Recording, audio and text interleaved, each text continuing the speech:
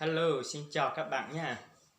Mình rất là vui được gặp các bạn trong ngày hôm nay.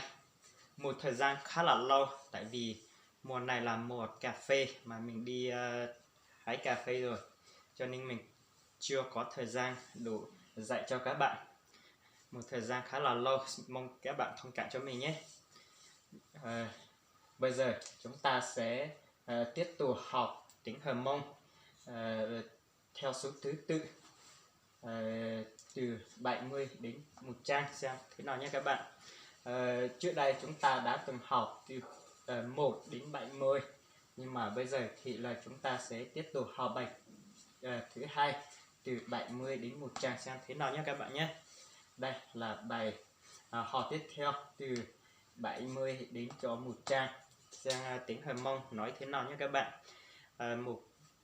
Có một bạn gửi tin nhắn cho mình hoặc là bình luận cho mình là bạn đó muốn học từ 70 cho đến hết cả 100 xem tiếng Hờ Mông nói thế nào, thì là bạn đó đã bình luận cho mình rồi, cho nên hôm nay mình sẽ giới thiệu cho các bạn từ 70 đến 100 xem tiếng Hờ Mông nói thế nào. Sau này thì là các bạn đi thang anh chị em người Hờ Mông, hoặc là các bạn đi bán đồ đà hoặc là mua đồ đà gì đó, thì là các bạn có thể nói tiếng Hờ Mông cho anh em Hờ Mông nhé các bạn. Rồi bây giờ thì là chúng ta không tốn thời gian nữa các bạn ơi.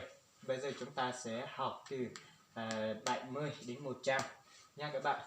Thì là 70 đến 100 thì là tiếng Hờ Mông nói thế nào các bạn? 70 thì là tiếng Hờ Mông nói là xa chậu. Đó, xa chậu. Đó, xa chậu. Xa chậu y. Xa chậu o. 72. Xa chậu p. Xa chậu plau. Xa chậu chi. Xa chậu trâu. Xa chậu xa. Xa chậu dị. Xa chậu chua. Dị chậu. Dị chậu là 80 nhé các bạn nhé. Dị chậu. Đó. Dị chậu y. Dị chậu o. Dị chậu p. Dị chậu plau. Dị chậu chi. Dị chậu trâu. Dị chậu xa. Dị chậu dị. Dị chậu chua. Chua chầu. 90 là tiếng Hờ Mông nói là chua chầu. Chua chầu. Chua chầu. Đó, chua chầu. Chua chầu y. Chua chầu o. Chua chầu p. Chua chầu plau. Chua chầu chi. Chua chầu trâu. Chua chầu xa. Chua chầu dị. Chua chầu chua. Ít bò. Đó, 100 tiếng Hờ Mông gọi là ít bò. Ít bò. Nó ít bò là 100 nhé các bạn nha. Ít bò. Nó ít bò là 100. Chua chầu chua. Ít bò. Đó, chua chầu dị. Chua chầu chua. Ít bò. Ít bò. Ít bò là tiếng Hờ Mông, là tiếng Việt gọi là nói là 100. Đó, 100 là ít bò. Đó, ít bò là 100 nha các bạn nha. Đó, từ 70 đến cho 100 là ít bò. Xa chậu. Xa chậu y. Xa chậu o. Xa chậu p. Xa chậu plau. Xa chậu chi. Xa chậu trâu. Xa chậu xa. Xa chậu dị. Xa chậu chua. Dị chậu. Dị chậu y. Dị chậu o. Dị chậu p. Dị chậu plau. Dị chậu chi. Dị chậu trâu. Dị chậu xa. Dị chậu dị. gì chỗ chua, chua chầu là 90, chua chầu y, chua chầu o, chua chầu p, chua chầu plau, chua chầu chi, chua chầu trâu, chua chầu xa, chua chầu gì, chua chầu chua, y bò đó, y bò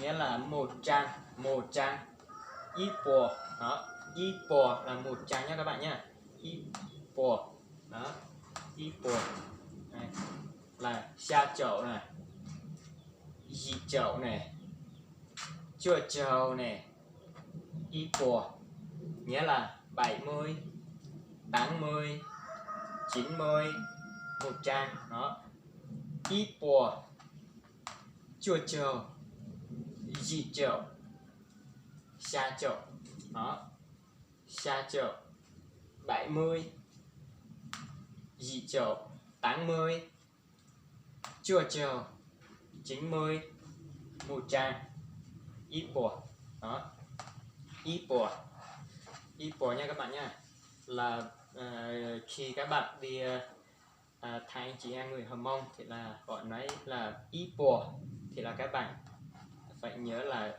một trang đồng hoặc là 100.000 gì đó, y bò đó.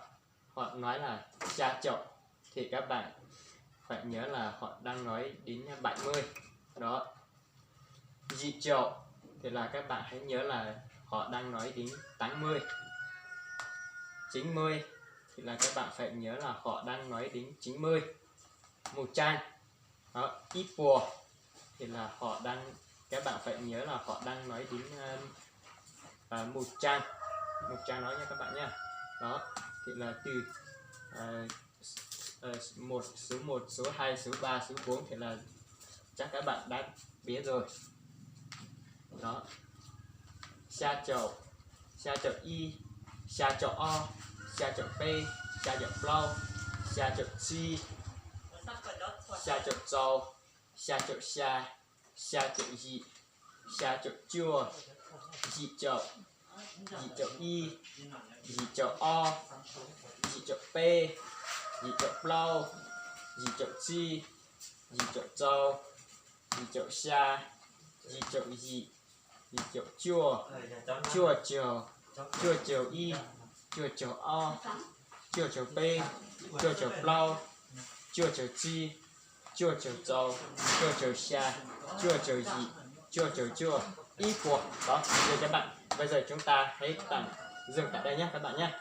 Thì là cái đây thì là chỉ có học từ 70 đến 100 thôi nhé các bạn nhé. Thì là nếu bạn nào thấy video này hợp ý thì là bạn đó hãy xin bạn đó một like và một đăng ký, thì là hãy nhận bài tiếp theo xem chúng ta học cái gì tiếp theo nha các bạn nhé. Thì bây giờ thì nếu là bạn nào có nhu cầu gì, muốn học thêm cái gì thì là các bạn đó hãy